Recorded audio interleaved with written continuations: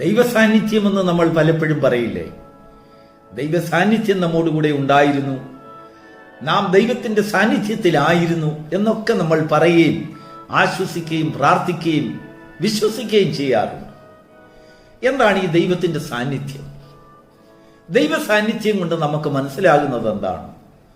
ദൈവസാന്നിധ്യം കൊണ്ട് നമ്മൾ അനുഭവിക്കുന്നത് എന്താണ്? ദൈവസാന്നിധ്യം കൊണ്ട് നാം നേടുന്നത് എന്താണ്? ദൈവത്തിന്റെ സാന്നിധ്യം അനുഭവിച്ചറിഞ്ഞ ഒരു വ്യക്തിയെ ഈ പ്രഭാതത്തിൽ നമുക്കൊന്ന് പരിചയപ്പെടാം. യോഹന്നാന്റെ സുവിശേഷം 4-ാം അധ്യായം 12-ാം വാക്യം. ശമര്യക്കാരിയായ സ്ത്രീ യേശുവിനോട് വന്ന് ചോദിക്കുന്ന ഒരു ചോദ്യം: നീ ഞങ്ങളുടെ പിതാവായ യാക്കോബിനേക്കാൾ വലിയവനോ? Praise the Lord. ദൈവത്തിന് മഹത്വമുണ്ടാകട്ടെ. നോക്കൂ, അത് മനോഹരമായ ഒരു ചോദ്യമാണ്, പ്രധാനപ്പെട്ട ഒരു ചോദ്യമാണ്, വളരെ വ്യക്തമായ ഉത്തരം പറഞ്ഞു കൊടുക്കേണ്ടതായ ഒരു ചോദ്യമാണ്. കർത്താവിനോടാണ് ചോദിക്കുന്നത്.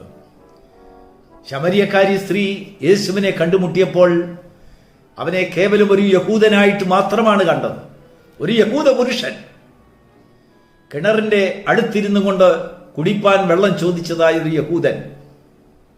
എന്നാൽ വീണ്ടും ആ വ്യക്തിയോട് ആ സ്ത്രീ സംസാരിച്ചപ്പോൾ അവൻ കേവലം ഒരു യഹൂദനല്ല, അവൻ ഒരു പ്രവാചകനാണെന്ന് മനസ്സിലായി. സംസാരം അവിടെ തീർന്നില്ല. വീണ്ടും അവർ തമ്മിൽ സംസാരിച്ചു.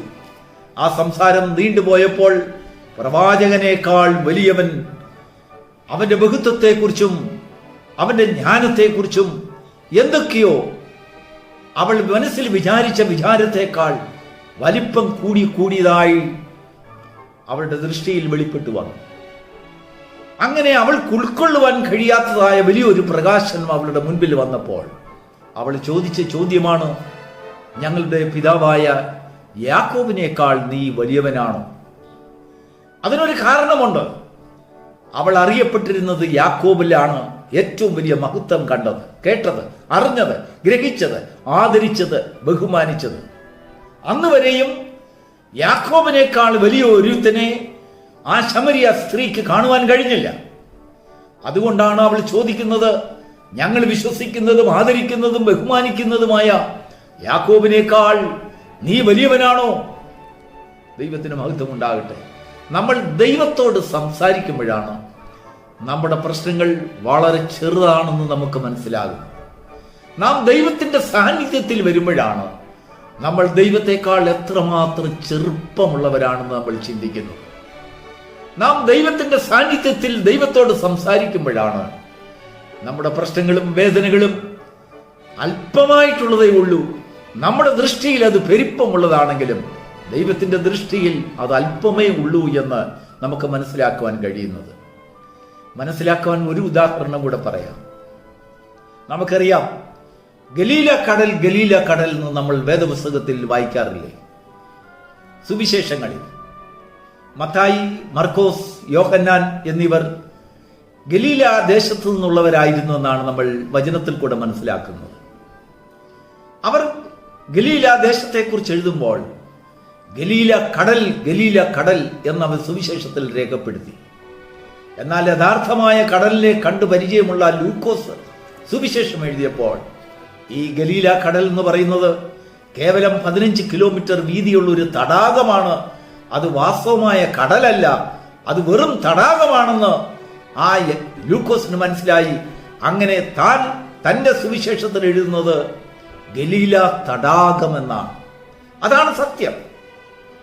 മറ്റ് ശിഷ്യന്മാർക്ക് അവർ വളർന്നു വന്നതായ ദേശം, അവർ കണ്ടതായ തടാകം അതൊരു കടല് പോലാണ് തോന്നിയത്. എന്നാൽ വാസ്തവമായി ഗലീലക്കാർ വലിയ കടലിനെ, പരമാർത്ഥമായിട്ടുള്ള കടലിനെ കണ്ടിട്ട് പോലുമില്ല. എന്നാൽ ആ കടലിനെ താണ്ടുന്നവരാക്കി ദൈവം അവരെ മാറ്റി എന്നുള്ളതാണ് സത്യം. നാം ഉൾക്കൊണ്ട് നിൽക്കുന്നതായ ദേശത്തെ, നമ്മുടെ ഭവനത്തെ, നമ്മുടെ കിണറിനെ മഹത്വമുള്ളതും വലുതും ആഴമുള്ളതും അതിൻ്റെ മഹത്വത്തെക്കുറിച്ചും അതിൻ്റെ ജ്ഞാനത്തെക്കുറിച്ചും അതിൻ്റെ ഭംഗിയെക്കുറിച്ചുമൊക്കെ നമുക്ക് ധാരാളം സംസാരിക്കാനുണ്ട്. നമ്മുടെ പ്രശ്നങ്ങളെക്കുറിച്ച് നമ്മൾ വളരെയധികം വിഷമിക്കുവാൻ നമ്മുടെ മുൻപിൽ ന്യായങ്ങളുണ്ട്.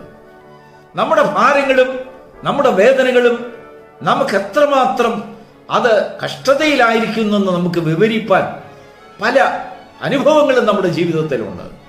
എന്നാൽ നാം ദൈവത്തോട് അടുത്ത് വരുമ്പോൾ നമ്മുടെ പ്രശ്നങ്ങളെല്ലാം നിസ്സാരമായ പ്രശ്നങ്ങളാണെന്ന് നമുക്ക് ബോധ്യമാകും.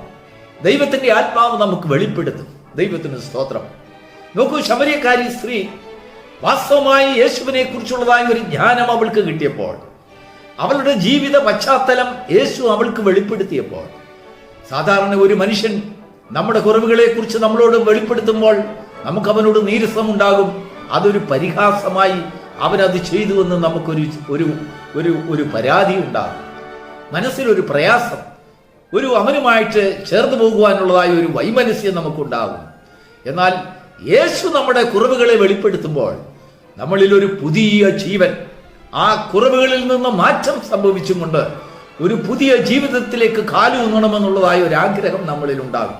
അതാണ് ദൈവം സംസാരിക്കുന്നതും മനുഷ്യൻ സംസാരിക്കുന്നതും തമ്മിലുള്ള വ്യത്യാസം. നീ സൗഖ്യമാക എന്നൊരു മനുഷ്യൻ പറയുമ്പോൾ അതിൽ ശക്തിയില്ല. എന്നാൽ യേശു പറയുമ്പോൾ നിന്റെ കിടക്ക എടുത്തും കൊണ്ട് നടക്കുക.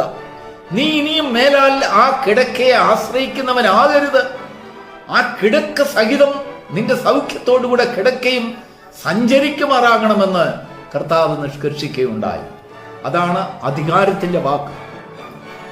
നമ്മുടെ കഷ്ടങ്ങളിലും പ്രയാസങ്ങളിലും ദുരിതങ്ങളിലും നമ്മുടെ പ്രഭാതങ്ങളിൽ നമ്മുടെ പ്രദോഷങ്ങളിൽ നാം ദൈവത്തിന്റെ സാന്നിധ്യം അനുഭവിക്കുമ്പോൾ, പ്രിയപ്പെട്ട ദൈവമക്കളെ, നമ്മുടെ കഷ്ടങ്ങൾ സാരമില്ല എന്നുള്ളതായ ഒരു ബോധ്യം നമ്മളിൽ ഉണ്ടാകും. അതാണ് ദൈവത്തിന്റെ സാന്നിധ്യം. മോശ അതാണ് ദൈവത്തോട് പറഞ്ഞത്, നിന്റെ സാന്നിധ്യം എന്നോടുകൂടെ പോകുന്നില്ല എങ്കിൽ എന്നെ നീ അയക്കരുത്, ഞങ്ങൾ പോയിക്കൂടാ. കാരണം എന്താണെന്നറിയാമോ? ഞങ്ങൾക്ക് കാണുവാൻ കഴിയുന്നത് കണ്ണെത്താത്ത ദൂരത്തിലുള്ള സഞ്ചരിച്ച് തീരുവാൻ കഴിയാത്തതായ മരുഭൂമിയാണ് കാണുന്നത്. എന്നാൽ ദൈവത്തിന്റെ സാന്നിധ്യം ഞങ്ങളോടുകൂടെ ഉള്ളപ്പോൾ ഞാൻ നിന്നെ സൗഖ്യമാക്കുന്ന യഹോവയാണെന്ന് പറഞ്ഞുകൊണ്ട് ദൈവം അവരുടെ സകല രോഗങ്ങൾക്കും അവരുടെ സകല ക്ഷീണങ്ങൾക്കും ഒരു സമാപ്തി വരുത്തുവാൻ സർവശക്തിയുള്ള ഒരു ദൈവം അവരോടുകൂടെ ഉള്ളപ്പോൾ അവരുടെ യാത്ര ദീർഘമുള്ളതല്ല, അല്പകാലത്തേക്ക് മാത്രമുള്ള കഷ്ടതയാണ്, യാത്രയാണെന്നുള്ള ബോധ്യം അവർക്കുണ്ടാകും. ഇന്ന് പ്രഭാതത്തിൽ ശമര്യക്കാരി സ്ത്രീയുടെ അടുത്തേക്ക് നമുക്ക് വീണ്ടും ഒന്ന് കടന്നു വരാം. അവളുടെ ജീവിതത്തിൽ അവളുടെ ജീവിത പശ്ചാത്തലം കർത്താവ് അവളോട് തുറന്നു പറഞ്ഞപ്പോൾ, ഇനിയും മേലാൽ മനുഷ്യർക്ക് വേണ്ടി വെള്ളം കോരുന്നവനാകരുത്, അവൾ ആകരുത് എന്നുള്ളതായ ഒരു ചിന്ത അവൾക്കുണ്ടായി. എന്നാൽ ആത്മാക്കൾക്ക് വേണ്ടി വെള്ളം കോരിക്കൊടുത്ത് അവരുടെ ദാഹത്തെ തീർക്കുന്ന ഒരുവനെ പരിചയപ്പെടുത്തുവാൻ അവളുടെ ജീവിതം അവൾ മാറ്റിവെച്ചു. അവളുടെ ജീവിതത്തിൽ രൂപാന്തരമുണ്ടായി. അവരുടെ കണ്ണുനീരെല്ലാം മാറുന്ന ഒരു അനുഭവത്തിലേക്ക് അവൾ കടന്നു വന്നു. ജീവിതത്തിൽ വ്യത്യാസമുണ്ടായി. ദൈവത്തിന്റെ സാന്നിധ്യം, പ്രിയപ്പെട്ട ദൈവമക്കളെ, നമ്മുടെ ജീവിതത്തിൽ വ്യത്യാസങ്ങൾ ഉണ്ടാകും. നമ്മുടെ ജീവിതത്തിൽ ഓരോരോ രൂപാന്തരങ്ങൾ സൃഷ്ടിക്കും. നമ്മുടെ ജീവിതത്തിൽ വലിയ സന്തോഷങ്ങൾ കൊണ്ടുവരും. തെറ്റിദ്ധാരണകളല്ല, നാം ചെറിയവരാണ്, നാം വലിയവരല്ല.